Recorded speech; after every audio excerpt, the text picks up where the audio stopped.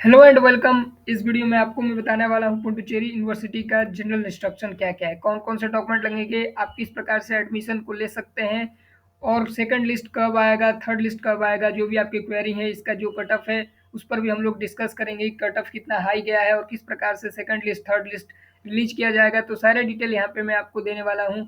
So video में last तक बने रहें। यहाँ पे मैं आपको जनरल इंस्ट्रक्शन दिखा रहा हूँ पुडुचेरी यूनिवर्सिटी का, और आपको यहाँ पे मैं कुछ बेसिक बातें जो बताऊंगा। यहाँ पे सबसे पहले हम लोग चर्चा कर लेते हैं ओरिजिनल डॉक्यूमेंट पे। जब आप एडमिशन लेंगे उस समय आपके पास क्या डॉक्यूमेंट है, डॉक्यूमेंट होने चाहिए। तो आपके पास क्लास 10 का सर्टिफिकेट, मार्कशीट होना चाहिए एज प्रूफ के लिए। एज प्रूफ के लिए आप 10th का मार्कशीट ही दिखाएंगे, बाकी के डॉक्यूमेंट वैलिड नहीं होंगे। आधार कार्ड वैलिड नहीं होगा, ना ही वोटर आईडी कार्ड, ना ही driving license. Okay. High school का मार्कशीट आपके पास होना चाहिए, सर्टिफिकेट होना चाहिए डिग्री का, यानी कि बीए बीएससी बीकॉम जो भी कर रखा है उसका आपके पास सर्टिफिकेट होना चाहिए, मार्कशीट होना चाहिए। ओबीसी का, अगर आप ओबीसी या ईडब्ल्यूएस से हैं तो आपको आपके पास 1 जनवरी 2022 के बाद का सर्टिफिकेट होना चाहिए। ओबीसी और ईडब्ल्यूएस केस में ये केवल लागू होगा। Recently issued SC ST pH Puducherry resident, ये सब का भी सर्टिफिकेट होना चाहिए। माइग्रेशन सर्टिफिकेट और कोई भी सर्टिफिकेट अगर इनमें से आपके पास नहीं है, मान लीजिए माइग्रेशन नहीं है, टीसी नहीं है, मेडिकल नहीं है, तो ये सब सर्टिफिकेट आप बाद में भी जमा कर सकते हैं अंडरटेकिंग देखिए। अंडरटेकिंग के बारे में पहले ही बता चुका हूँ। अब बात कर लेते हैं पेमेंट ऑफ फीस के बारे में। तो रेफर इन्फॉर्मेशन ब्रोशर 22-23। तो आपको पेमेंट किस प्रकार से करना है, पेमेंट आपको ऑनलाइन नहीं करना है, ऑफिशियल वेबसाइट पे जाके लॉगिन करके जिस प्रकार से आपने रजिस्ट्रेशन किया है वहीं पे जब आप लॉगिन करेंगे तो वहीं पे अगर आप सेलेक्ट हुए हैं, प्रोविजनल लिस्ट में आपका नाम आया है सिलेक्शन लिस्ट में, तो वहाँ पे आपको एक ऑप्शन आएगा पेमेंट का, तो वहाँ से आप पेमेंट कर सकते हैं।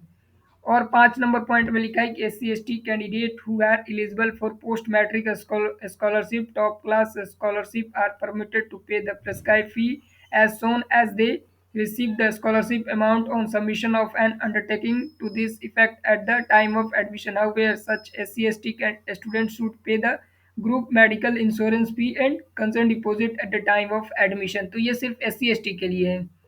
एक और 6 नंबर पॉइंट पे लिखा हुआ है कि in any case SC/ST students should pay the fee within 90 days from the date of admission, either through the said scholarship or their own filling, which is admission stand cancelled।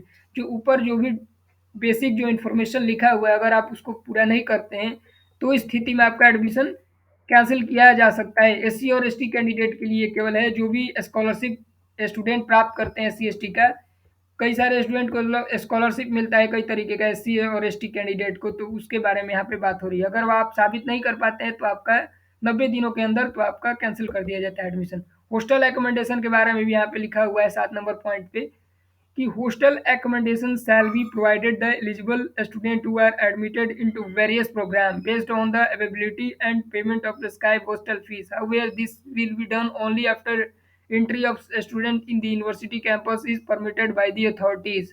तो यहाँ पे जो hostel का process है वो आपको admission लेने के बाद का प्रोसेस होता है, और ये फिजिकली आपको बताया जाए किस प्रकार से आपका हॉस्टल एकोमोडेट किया जाएगा इस यूनिवर्सिटी में। हर एक यूनिवर्सिटी का अपना अपना रूल होता है हॉस्टल एकोमोडेशन का। कई जगह पे मार्क्स देखा जाता है, कई जगह पे डिस्टेंस देखा जाता है, कई जगहों पे दोनों को मिक्स करके देखा जाता है, और भी कई तरीके की प्रेफरेंस होती है। कई कई कोर्सेज का भी कुछ रिजर्व होता है, कुछ कैटेगरी वाइज होती है, जैसे SC/ST का अलॉट कर देना है, जनरल का इतना सीट पे इतने जो बेड है उस पर रिजर्व है, तो उस तरीके से होता है। काफ़ी सारे कोर्सेज का रिगार्डिंग भी होता है, तो बहुत सारे पैरामीटर होते हैं हॉस्टल एकोमोडेशन का। और एक सुरक्षा भी देखा जाता है कि किसी कैंडिडेट अगर कोई ऐसे राज्य से बहुत दूर से है या लड़की है तो इस स्थिति में भी हॉस्टल मिल जाता है। तो बहुत सारे पैरामीटर है, इसके बारे में हम अगले वीडियो में किसी और वीडियो में डिस्कस करेंगे। मेनली दो ही इसमें क्राइटेरिया, एक तो डिस्टेंस है और दूसरा मार्क्स है। ओके। 8 नंबर पॉइंट में देखा जाए तो regular classes for first year of the post graduate program is likely to, आपका जो रेगुलर क्लासेस स्टार्ट होंगी वो 30 नवंबर से स्टार्ट होने की संभावना है। ओके। यहाँ पे बाकी सब डिटेल दे दिया गया है। LLM के बारे में भी यहाँ पे लिखा है। एक और 9 नंबर पॉइंट पे लिखा है कि if final year semester result are not available, the final year semester marks statement certificate may be produce before 31/12/2022। अगर आपके पास फाइनल ईयर का मार्कशीट, सेमेस्टर का मार्कशीट, जो भी आपने ग्रेजुएशन कोर्स किया हो, अगर नहीं है तो आप 31/12/2022 तक, ये टीसी और माइग्रेशन पे भी लागू होगा। अगर ये डॉक्यूमेंट आपके पास नहीं है तो आप 31/12/2022 तक हर हाल में सबमिट कर देंगे। ओके। एलएलएम कोर्स के बारे में कुछ बातें बताइए। तो एलएलएम कोर्स का आपका जो किसी कारण से नहीं आया, पे लिखा है कि in respect of LLM admission the overall merit list and selection list of candidate will be finalised and release after assessment of statement of propose publication on work experience. तो आप पढ़ सकते हैं इसके बारे में। यहाँ पे जल्दी ही एलएलएम का भी मेरिट लिस्ट आएगा, सिलेक्शन लिस्ट भी आएगा। Online admission and fee payment, तो उसके बारे में पहले ही बता चुका हूँ। यहाँ पे आपको कैसे फी पेमेंट करना है, तो ऑनलाइन ही करना है। Candidate selected for admission into more than one program will be allowed to make payment for only one of them. Such candidate are advised to carefully decide the program that he she want to get admitted into and make payment only for that program. मान लीजिए कि आपका अगर 2-3 programme में admission मिल चुका है इस university में, अगर आप एलिजिबल थे, तो आपको ध्यानपूर्वक सोचना है कि इसमें आपको एडमिशन लेना है और सिर्फ एक ही प्रोग्राम का आप लोग पेमेंट करेंगे। तो ये आप समझ चुके होंगे, आप पहले से भी जानते होंगे क्या करना है, कैसे करना है। इसके बारे में हम लोग ज़्यादा बात नहीं करेंगे। ओके, अब चलते हैं।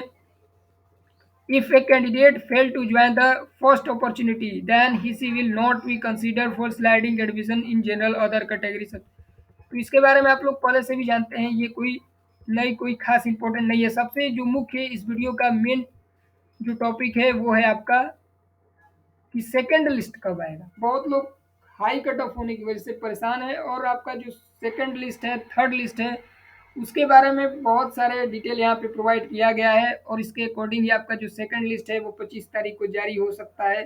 थर्ड लिस्ट और आपका 2/12/2022 को जारी हो सकता है।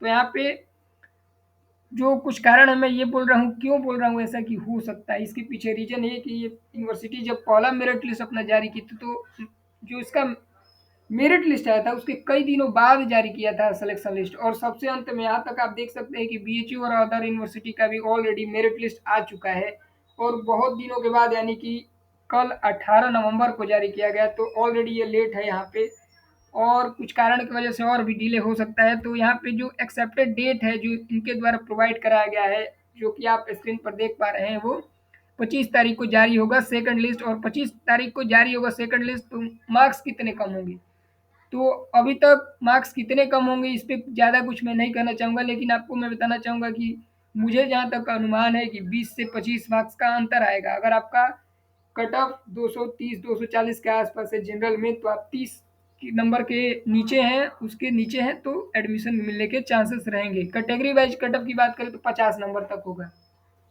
ओके, आगे बढ़ते हैं और देखते हैं एडमिशन डिसकंटिन्यू के बारे में। तो एडमिशन, जो भी स्टूडेंट एडमिशन कैंसिल कराएंगे, अभी जैसा कि बीएचयू का भी काउंसलिंग चल रहा है, बीएचयू में भी स्पोर्ट राउंड का काउंसलिंग होगा, तो बहुत सारे लोग बीएचयू को प्रेफरेंस दिए होंगे फर्स्ट प्रेफरेंस में। तो किसी स्टूडेंट का बीएचयू में होता है या किसी अच्छे यूनिवर्सिटी में एडमिशन हो जाता है, तो उस स्थिति में आप डिसकंटिन्यू भी कर सकते हैं, और आपका जो फी पेमेंट है वो आपके अकाउंट में ट्रांसफर किया जाएगा। और यहाँ पे डिसकंटिन्यू ऑन बिफोर 31/12/2022 से पहले आपको डिसकंटिन्यू कर लेना है।